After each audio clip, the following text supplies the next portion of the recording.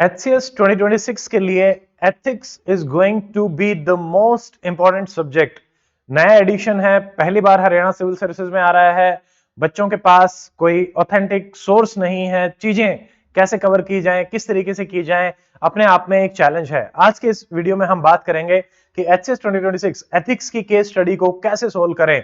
आज मैं आपको ऐसे फ्रेमवर्क्स दूंगा जिसमें विद इन 10 मिनट्स, आज के 10 मिनट का ही वीडियो होने वाला है, इसमें आप ये लर्न कर लेंगे कि कोई भी केस स्टडी अगर आपके सामने आती है तो आप उसको सोल्व कर पाएंगे।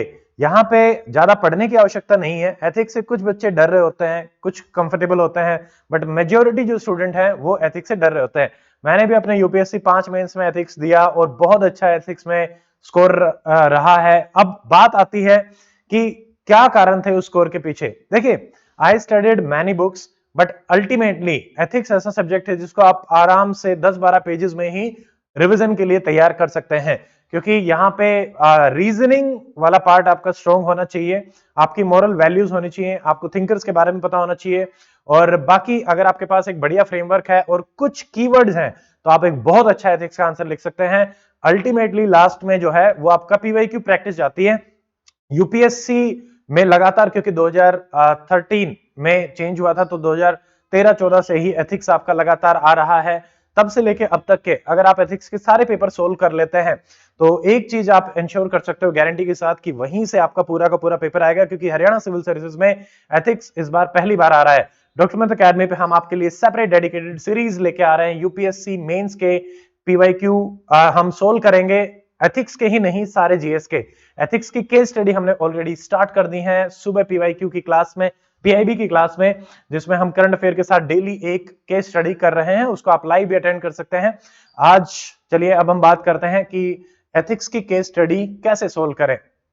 देखिए, सिंपल सी ट्रिक, ये आपको कौन दिख रहे हैं? ये है लालू प्रसाद जी, ठीक है। ये है एक डॉक्टर साहब, और डॉक्टर साहब है, ये जो सेटअप है ये हमारा है पीएचसी का सेटअप, ठीक है। और ये है एक रेडियो। यहां से आपके सारे के सारे जितने भी एथिकल डायलामा है वो आराम से बन जाएंगे। इस ट्रिक को हम बाद में वीडियो में लेके आएंगे। ये सिर्फ आपको बताने के लिए एक सिंपल सी ट्रिक, ये इमेज आपके एथिक्स की हर प्रॉब्लम को सोल्व कर देगी कि लालू पीएचसी में बैठे हुआ एफएम सुन रहा है, पीएचसी में लालू एफएम सुन रहा है। अब इसमें जो जो कीवर्ड है वो सारे के सारे यहां से आपके बन जाएंगे, जितनी भी चीजें हमें दिखाई दे रही हैं, ठीक है।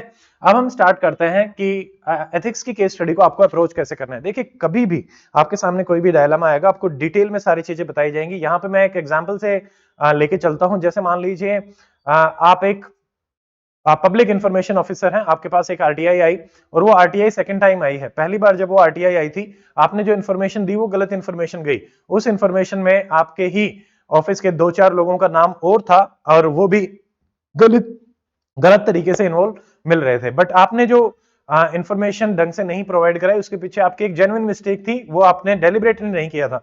बट अब आपके पास एक डायलेमा है, जब दोबारा वो आपके पास आरटीआई आया है, आपको वो पुरानी वाली मिस्टेक जो है वो पता चल गई है।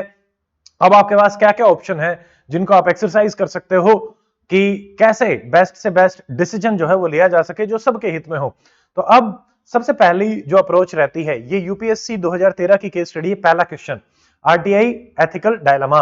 तो इसमें देखिए, सबसे पहले आप जब भी इस टाइप से केस स्टडी को लेके चलेंगे तो what you have to do is simply शुरू में आप समराइज करें केस को, इंट्रोडक्शन में 2 से 3 सेंटेंसेस में, ठीक है। समरी में आप क्या बताएंगे कि देखिए, इस केस स्टडी में कौन कौन सी वैल्यूज जो है वो कॉन्फ्लिक्ट में आ रही है। वैल्यू 1, वैल्यू 2, आप उस वैल्यू को जो है आपको मेंशन करना पड़ेगा। जैसे competing value 1, state the core ethical dilemma. अगर मैं यहां पे बात करता हूं तो एथिकल डायलेमा ये है कि आपकी जो प्रीवियस मिस्टेक है वो प्लस जो हायरार्किकल जो आपका सेटअप है उसमें भी एक कॉन्फ्लिक्ट है, क्योंकि वहां पे 2-3 लोग और इन्वॉल्व हैं। वो आपको गलत काम करने के लिए फिर से वो करेंगे कि आप इंफॉर्मेशन को प्रिजर्व कर लीजिए। वो कहेंगे कि आपकी ऑर्गेनाइजेशन की जो इमेज है वो खराब हो जाएगी। तो मल्टीपल थिंग्स आर कमिंग। और उसके अलावा भी, जैसे अगर हो सकता है कि आपने उस चीज को उजागर कर दिया तो आपके ऊपर भी कार्रवाई हो जाए, आपकी जॉब भी जा सकती है, और उस जॉब के जाने की वजह से आपकी फैमिली पे भी कुछ प्रेशर आ सकता है, या फिर आपकी इमेज या आपकी फैमिली की इमेज सोसाइटी में खराब हो सकती है। तो multiple things are there, these are real life problems जो सामने आती हैं। तब हमारे सामने टफ सिचुएशन होती है, तभी तो ये डायलेमा है। अदरवाइज अगर सीधा सीधा रास्ता रखे तो अगर सब लोग वही डिसीजन ले तो ये डायलेमा ही ना हो। अगर 100 लोग हैं तो 90 लोग स्ट्रगल करते हैं, 10 लोग जो स्ट्रगल नहीं करते उनका कंसाइंस जो है वो बहुत क्लियर होता है, इसलिए वो डिसीजन ले पाते हैं। तो सबसे पहले तो आप कोर वैल्यूज को बताएंगे कि ये पीआईओ का जो एग्जांपल है, what is the ethical dilemma, ठीक है। जैसे सबसे पहले self preservation, you can hide the truth, और आप अपने आप को प्रिजर्व कर सकते हैं। And second, professional integrity, transparency, because आप एक आरटीआई पीआई ऑफिसर हैं तो आपकी ड्यूटी बनती है कि आरटीआई के सारे फैक्ट लोगों के सामने रखे जाएं। तो सबसे बड़ा डायलेमा तो यही है। तो आप इसमें the conflict is upholding RTI and maintaining personal safety, so that is the main dilemma. इसको आप पहली एक दो लाइन में, सेंटेंसेस में आराम से कोट कर सकते हैं। तो यहां से आपने समराइज किया। Coming to the second step, now you have to visualise, एक टॉपर कैसे विजुअलाइज करता है स्टेप बाय स्टेप। देखो इसमें सिंपल प्रोसेस ये रहता है, आप अपने आप को वहां पे डेस्क पे पहुंचा दो। अब आप एक डेस्क पे तो आप बैठे हुए हो, डेस्क पे आपके कलीग्स हैं, डेस्क के ऊपर आपके सीनियर्स हैं, डेस्क के नीचे आपके जूनियर्स हैं, पूरी ऑर्गेनाइजेशन है, ऑर्गेनाइजेशन के बाहर गवर्नमेंट है जो आपको कंट्रोल कर रही है, उसके बाहर सोसाइटी है, जो आपको रिस्पॉन्सिबिलिटी दी गई है वो सोसाइटी में डायरेक्टली आपसे लिंक्ड है। So these are the major stakeholders जिनके हिसाब से आपको चीजों को लेके चलना पड़ेगा। अब आपके पास अपने एथिकल डायलेमास को सोल्व करने के लिए जो सबसे बड़ा हथियार है वो आपका कॉन्स्टिट्यूशन, और उसके बाद हमारे आते हैं लीगल फ्रेमवर्क, और उसके बाद हमारे आते हैं फिलोसॉफिकल रीडिंग्स जो भी आपने करी होंगी। आपकी फैमिली आपके एथिकल वैल्यूज को बिल्ड करती है, आपके फ्रेंड्स आपके एथिकल वैल्यूज को बिल्ड करते हैं, आपकी बुक्स जो आपने पढ़ी आपके एथिकल वैल्यूज को बिल्ड करती हैं। द फिलोसोफर्स, थिंकर्स, किसी ने गीता पढ़ी है, किसी ने किसी की बायोग्राफी पढ़ी है, इंस्पायर होकर अपनी वैल्यूज को बिल्ड किया है, वही वैल्यूज आपको डिसीजन मेकिंग में हेल्प करेंगी। तो उन्हीं को आपको सबको सोचना पड़ेगा। यहां पे हम बात करते हैं, देखिए प्राइमरी स्टेक होल्डर जो डायरेक्टली इन्वॉल्व है, आप है, एक्यूज है जो आपके कलीग है, और एक विक्टिम है जिसने आरटीआई फाइल करी है। सेकेंडरी जो स्टेक होल्डर्स होते हैं, आपका department, society and the family, तो वो भी इंपैक्ट होंगे, और आप भी इंपैक्ट हो सकते हो अगर आपसे जबरदस्ती की गलती हुई है तो, ठीक है। नाउ आपको सारे के सारे इंटरेस्ट और वैल्यूज जो है वो मैप करने पड़ेंगे कि एक इंटरेस्ट क्या है, जस्टिस, कि भाई न्याय तो होना चाहिए, आपसे जो एक्सपेक्टेड है वो आप करेंगे, ठीक है। सेकंड, अगर हम बात करें जैसे सेफ्टी, आपकी खुद की, उनकी कलीग्स की या फैमिली की भी। थर्ड, रेपुटेशन, आपकी ऑर्गेनाइजेशन की। फोर्थ, फेयर ट्रीटमेंट, ठीक है। तो ये सारी की सारी रहेंगी। अगर हम इसमें देखें तो एथिकल वैल्यूज में integrity one of the most important, कि क्या आपने अपना काम जिस हिसाब से आपको सौंपा गया था विदाउट एनी कॉम्प्रोमाइज किया, number one. Number two, accountability या ट्रांसपेरेंसी, क्योंकि आरटीआई दोनों ही पर्पस के लिए रहता है, ट्रांसपेरेंट सिस्टम बनाने के लिए और जवाबदेही के लिए, क्या आपने उसको इंश्योर किया, ये भी रहेगा। कंपैशन एंड फेयरनेस, क्योंकि जब भी किसी कानून को बनाया जाता है उसका मेन जो पर्पस होता है वो होता है सोसाइटी की सर्विस, तो क्या वो फुलफिल हो पा रहा है, ठीक है। तो you have to identify the stakeholder. अब एक डाउट स्टूडेंट्स के मन में ये भी आता है कि क्या स्टेक होल्डर्स हमें सारे के सारे एक टाइम पे लिखने चाहिए। The answer is no, sorry, the answer is yes, but again अलग अलग फॉर्मेट में। आप कब कब उसको चेंज करेंगे, स्टेक होल्डर्स डेफिनेटली आप बताएंगे केस स्टडी 1 में, केस स्टडी 2 में, बट अलग अलग तरीके से आप बताएंगे। तो इस तरीके से हमें लेके चलना पड़ेगा, ठीक है। तो यहां पे हमने स्टेक होल्डर्स को आइडेंटिफाई कर लिया है, और उसमें देखिए public interest versus rights of the vulnerable, क्योंकि उसी लिए हमारा आरटीआई रहता है, ठीक है। अब यहां से ना आपको एक आइडिया लग जाता है कि पर्टिकुलरली इन्हीं स्टेक होल्डर्स पे हमें बात करनी है, उसी के आसपास हमने चीजों को लेके चलना है, ठीक है। अगले में हम बात करते हैं जैसे पीएचसी में लालू। तो पीएचसी में लालू क्या है, देखो पीएचसी, अब आपके जो भी कॉन्फ्लिक्ट आए हैं वो इसी में रहेंगे, ठीक है। अब मैं आपको लिख के बता देता हूं, आप इनको अपने एंड पे नोट करके रखेंगे, that is very very very important, ठीक है। अब पीएचसी क्या है, देखो पी है प्रोफेशनल, आपकी प्रोफेशनल एक एंगल आपका आ रहा है, आपकी प्रोफेशनल ऑर्गेनाइजेशन, आपकी प्रोफेशनल ड्यूटी। दूसरा पी है पीएचसी का, P2 है यहां पे। दूसरा पी है पर्सनल, आपकी पर्सनल लाइफ, किसी दूसरे इंसान की पर्सनल लाइफ जो कॉन्फ्लिक्ट में है। तो these are the value which are in conflict. H होता है हायरार्की, आपके सीनियर्स होंगे तो उनमें हायरार्किकल जो सिस्टम है उसमें जो दिक्कत हो रही है वो एक हमारा वैल्यू सिस्टम को क्रिएट करेगा, वो आपसे कुछ करवाना चाहेंगे, आप कुछ करना चाहेंगे, ठीक है। और उसके अलावा सी है सिटीजन, जिस सिटीजन के लिए आप काम कर रहे हैं वो, तो उसके लिए ही आपको सोचना है हमेशा। और सी ही सिटीजन के लिए सोचना किन टर्म्स में है, कॉन्स्टिट्यूशनल वैल्यूज की टर्म्स में, ठीक है। तो ये आपका रहेगा। तो इस सी से आप ये भी ले सकते हैं C2, ठीक है। लालू, एल, एल क्या होता है, लीगल, लीगल इश्यूज क्या है, आपको लीगल भी देखना पड़ेगा क्योंकि आप आरटीआई के अंदर काम कर रहे हैं, तो what is the legal issue, इस केस में तो ये है, हर केस में अलग अलग आपका रहेगा।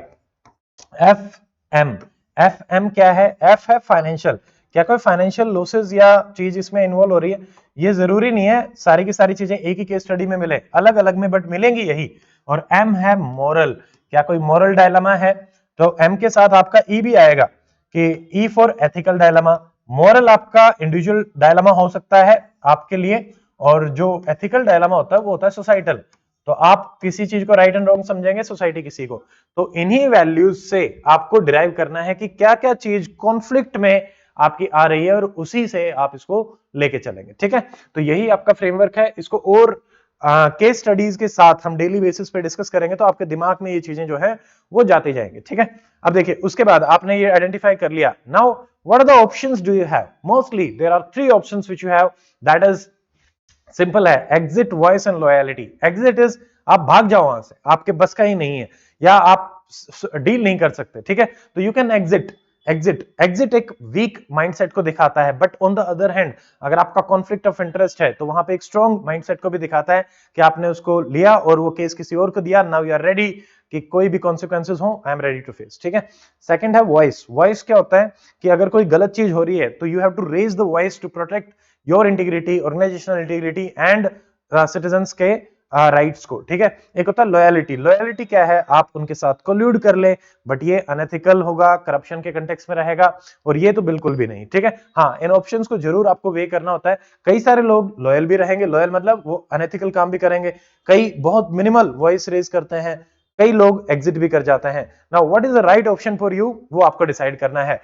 कैसे डिसाइड करना है, देखिए अब इसमें आपके पास ये है लीगल जो हमने ऊपर बात करी, जैसे इस केस में पर्टिकुलरली सेक्शन 8 आरटीआई। मोरल आप गांधीयन टेलिस्मैन को यूज कर सकते हैं या किसी भी थिंकर के आप जिसको फॉलो करते हैं या जिनसे आपने अपने लाइफ की वैल्यू सिस्टम बिल्ड करी है वहां से आप उनको कोट कर सकते हैं। देन फिलोसॉफिकल, बहुत सारी फिलोसॉफीज हम पढ़ेंगे, तो उसमें utilitarian philosophy, consequential philosophy, teleological, multiple philosophies are there जो आप इस केस स्टडी में कोट कर पाएंगे। तो उसमें तो डिटेल में बाद में देखेंगे, but this is the framework कि आपको लीगल, मॉरल, फिलोसॉफिकल में सोचना पड़ेगा, वो लालू वाले में भी आ जाएगा, पी से फिलोसॉफिकल भी रहेगा, ठीक है। उसके बाद जब भी आपको फाइनल एक्शन लेना हो, कभी भी एक एक्शन नहीं, always talk in steps, there are 3 steps. One is the intermediate, आप तुरंत क्या डिसीजन लोगे, डिस्क्लोजिंग द इंफॉर्मेशन, वो आपका करना परम धर्म है। सेकंड इंटरमीडिएट, डैमेज कंट्रोल, आप अपने सीनियर्स को और ऑफिस को इन्वॉल्व करके उसको सोल्व करवाएंगे। And the third is long term correction, कि अगर आपसे वो गलती हुई तो क्यों हुई, उसके लिए क्या सिस्टमैटिक रिफॉर्म्स करे जा सकते हैं। हम केस स्टडी डिस्कस नहीं कर रहे, we are discussing the framework. इसी में ही आप किसी भी केस स्टडी में अपने 3 सेक्शंस के बारे में बात कर सकते हैं, I will take this then this, and long term में हमें ये करने की आवश्यकता है। तो आपका पूरा this is the gold mine, यहीं से आपके नंबर आएंगे, ठीक है। तो आपको इस तरीके से इसको लेके चलना है। एंड लास्ट में कंक्लूजन करते वक्त आपका एक ही साथी रहने वाला है, हमारे देश का संविधान, आपको उसी को अपहोल्ड करना है, आपकी जिम्मेवारी उसी संविधान के लिए बनती है, nothing more nothing less. Any conflict go to the constitution, any conflict go to the constitution, any conflict go to the constitution, ठीक है। So that is the only thing. तो आप कंक्लूजन में भी ऐसे ही रखेंगे और लास्ट में शॉर्ट रन पेनफुल ट्रुथ के साथ आप लॉन्ग रन में क्रेडिबिलिटी और ट्रस्ट को एस्टैब्लिश करें, यानी always try to take the right decision which is for the benefit of all and the society. तो ये है हमारा एथिक्स केस स्टडीज का फ्रेमवर्क। डेली बेसिस पे पीआईबी क्लास के साथ हम केस स्टडीज को डिस्कस करेंगे। Every day we will be discussing 1 case study, तो आप उस केस स्टडीज को देखें, उसको अटेम्प्ट करें, लिखें, एंड मॉडल आंसर सॉरी